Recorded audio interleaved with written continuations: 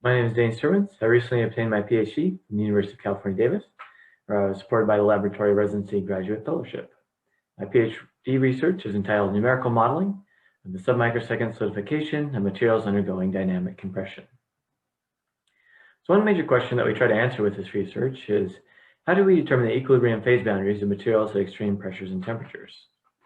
The short answer to this is, well, we can hold the material at a specific pressure and temperature until the equilibrium phase develops. In practice, we achieve these pressures and temperatures using dynamic compression experiments, which compress the material sample over very short periods of time.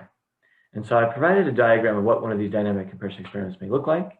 Typically, it involves some sample material sandwiched between two hard substances, and some sort of drive mechanism is used to produce a shock or ramp wave to compress the material sample. So in these experiments, the water sample is overdriven far past the phase boundary. It attains equivalent cooling rates of around 10 to the 9th Kelvin per second. And pressures and temperatures are only achieved for very short periods of time, on the order of microseconds or less. And oftentimes this doesn't allow sufficient time for the true equilibrium phase to be reached. So the solution is to study the non-equilibrium phase transition kinetics. By doing this, we can deconvolve the true equilibrium behavior of the materials and more accurately back out where the phase boundaries lie. So the focus of my research is on the liquid water I7 phase transition, I7 being a solid water polymorph that forms under extreme pressures. The transition to solid phase occurs through the nucleation growth of solid clusters. Solid clusters nucleate or form stable nuclei and grow from the attachment of liquid molecules. For these solid clusters nucleate in the first place, an energy barrier must be overcome. And it's this energy barrier that prevents an immediate transition and is the underlying reason why you must study the kinetics. So we designate this energy barrier as delta G. It's primarily dependent on two properties: the chemical potential difference between the liquid and solid phase, as well as the interfacial free energy between these two phases, which we designate as sigma. So under dynamic compression, we're achieving very high pressures and very high chemical potential differences, delta mu.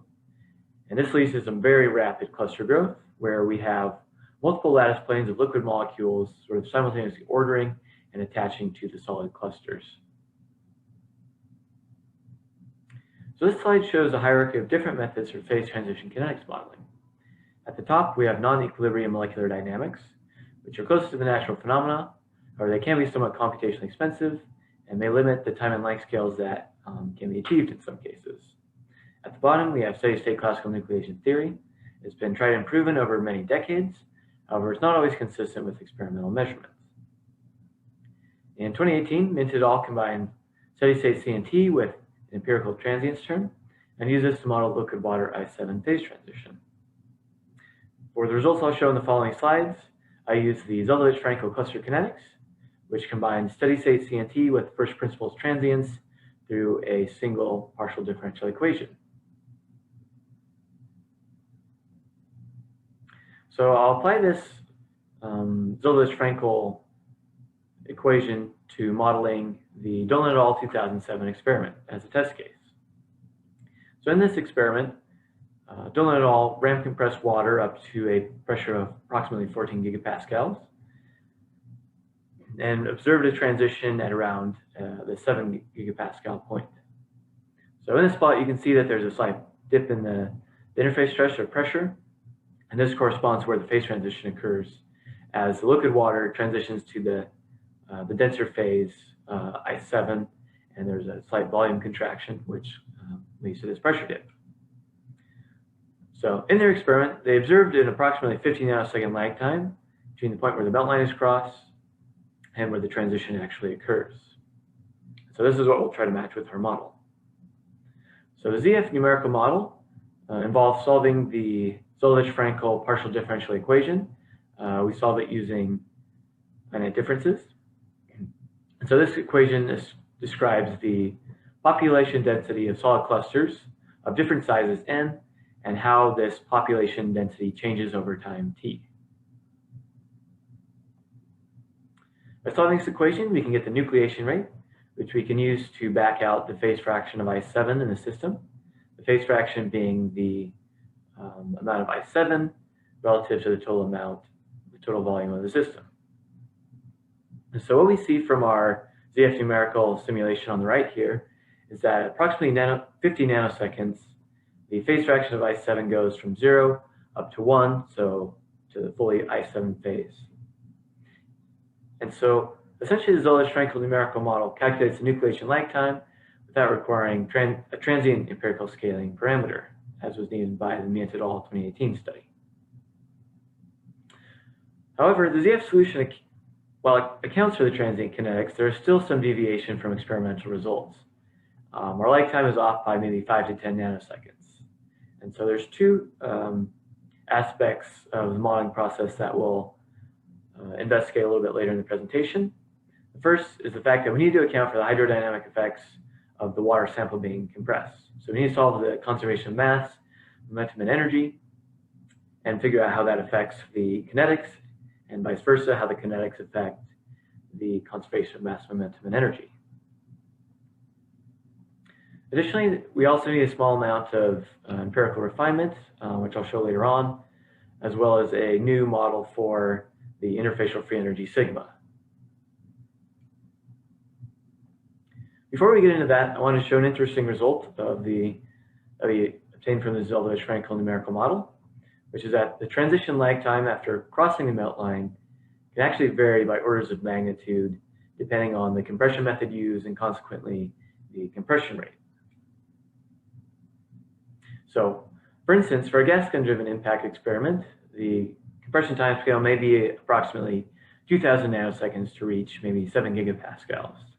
And we see that our lag time is approximately 1,500 nanoseconds, as predicted by our simulation. For the Dolan et al. Experiment, a magnetic drive experiment, the compression timescale may be about, we define it as 50 nanoseconds, and we see our lag time at around that 50 nanosecond point.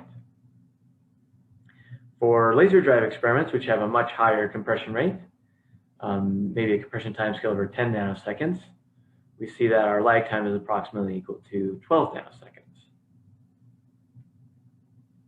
And so this is part of an analysis that I did on my first LRGF residency. And what it shows is that, so experimentally, it's been observed that different compression rate methods, such as gas gun, magnetic drive, and laser drive, cause a phase transition at different pressures. And so on the plot here, I plotted, in the plot on the right, I've plotted pressure versus the compression rate, dP/dt. And I've shown several colored markers, which indicate different experimental pressures where the phase transition from liquid water to I7 has occurred. And the black dots represent our Zollage-Frankel simulations. And so the dashed line represents the start of the transition, the solid line represents when it's completed, and so these dots should fall somewhere in between these two lines. And that's more or less what we see, and it accurately predicts that what the experimentalists were seeing, which was that the faster you compress the water sample, the higher transition pressure you obtain. So stepping back to what I was talking about before, we need to be able to perform forward hydrodynamic simulations and see how they affect the kinetics if you want to accurately model these experiments. So the first step in doing this is to determine the drive pressure, which is an equivalent pressure that the drive mechanism exerts on the water sample portion of the experiment. And so in the following slides, I'll be looking at two major sets of experiments: the magnetic drive ramp wave compression experiments of Nissen and Dolan, Aaron Nissen being an SSGF fellow, and the laser drive ramp wave compression experiments of Marshall et al. And so these experiments are designed such that the drive pressure is equal on a control side that lacks the water sample. So we can use this side to sort of maybe back out this drive pressure without having to worry about the water sample kinetics. In these experiments, a visor or PVV measurement is taken through a sapphire window. And so for a shockwave experiment, we could use the Rankine-Hugoniot equations to back out what the drive pressure is. For ramp wave compression experiments, however, Rankine-Newtonian equations don't strictly apply, and this creates an inverse problem where we have to back out the drive pressure using this particle velocity measurement. So to solve this inverse problem, I've applied a differential evolution optimization algorithm, which is somewhat similar to a genetic algorithm, just a method for optimizing the drive pressure. And so the first step in this solving this inverse problem is to generate a population of different parameter vectors, which we use to parameterize the drive pressure profiles. And so we convert these vectors into some type of parameterized profile. We substitute this population of drive pressure profiles into 1D hydrodynamic simulations of the control side of the experiment. And from that, we can get a simulated particle velocity. These simulated particle velocities we can then directly compare to the experimental data and minimize some objective function between the two. And so we repeat this process, passing through several stopping criterion. If these criterion are reached, then we output the best drive pressure profile. If not, we go through a round of mutation and crossover and on to the next iteration of the algorithm. And so we repeat this until we have a drive pressure that produces a particle velocity that matches up with what's measured experimentally. And so I'll just mention that this work was completed on my second LRGF residency. So the drive pressure optimization is applied to both magnetic drive and laser drive experiments to demonstrate its applicability. I've looked at the 6 experiments conducted by NNSA and Dolan, as well as 4 laser drive experiments conducted by Marshall et al., one involving a sapphire base plate and one involving an aluminum base plate.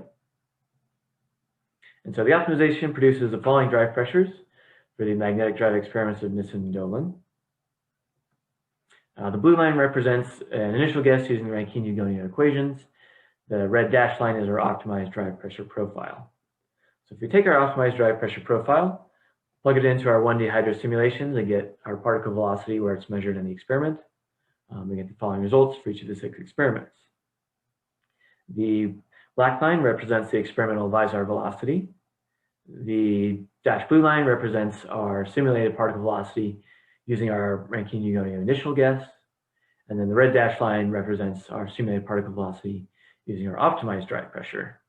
And as you can see, using the optimized drive pressure produces a particle velocity that's nearly identical to what's obtained from experimental measurements. Applying this to the laser drive experiments of Marshall et al., again, we get our 4 drive pressure profiles for each of the 4 experiments.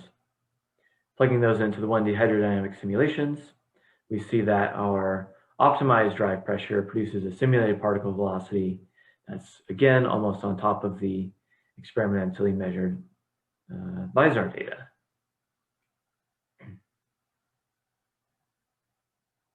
So now that we have drive pressures, or a method of determining the drive pressure, we can perform forward hydrodynamic simulations of the side of the target that involves the water sample and model the kinetics. So we can plug these, so we can use this drive pressure in 1D hydrodynamic simulations of the water sample side, solving a conservation of mass, momentum, and energy. We use the SAMHSA kinetics code, which is a Lawrence Livermore developed code for phase transition kinetics.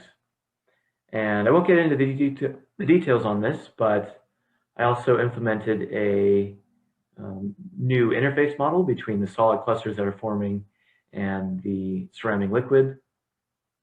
Commonly, what's called the Jackson model is used for this, which only involves a single kind of mixed layer between of solid and liquid molecules. In reality, these clusters that are forming are probably somewhat rough. And so I've used the Temkin, what's called the Temkin n-layer model to kind of model this rough, or account for this rougher interface.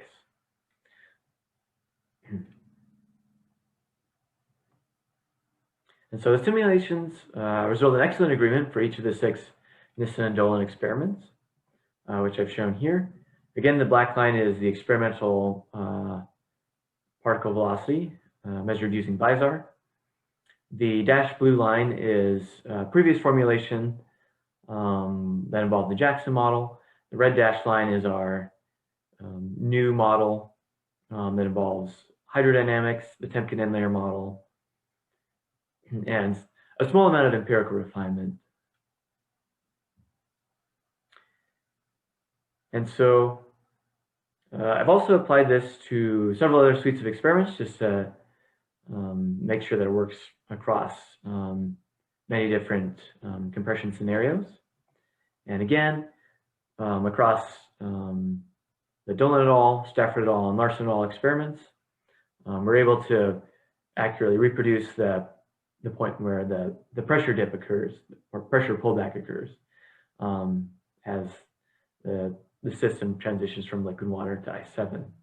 One thing that's notable is that we're also able to accurately predict that no transition occurs for the Dolan et al. SWS4 experiment, where it was not observed also in the experiment. And so in conclusion, our kinetics model can directly account for transient phase transition kinetics, as well as discrepancies that have been observed by experimentalists in the phase transition timescales and transition pressure. We've developed a novel methodology to solve the ramp wave compression drive pressure inverse problem for experiments that involve different drive mechanisms, including magnetic drive, laser drive, or gas gun. And the reason for this is this novel methodology doesn't require knowledge of the drive-specific physics. We've also applied a multilayer interface model to better characterize the solid-liquid interface of nucleating ice 7 clusters, and future work may include molecular dynamic simulation to further characterize the solid-liquid interface. This work has led to several publications, which I listed here. If you're interested, you can go and check those out. And that concludes my presentation. I'd just like to, again, thank the DOE NNSA for their support through the Laboratory Residency and Graduate Fellowship, as well as my advisor, J.P. Delplanque at UC Davis, and researchers Philip Myint and Jonathan Beloff at Lawrence Livermore. So I'll now open the floor up for questions.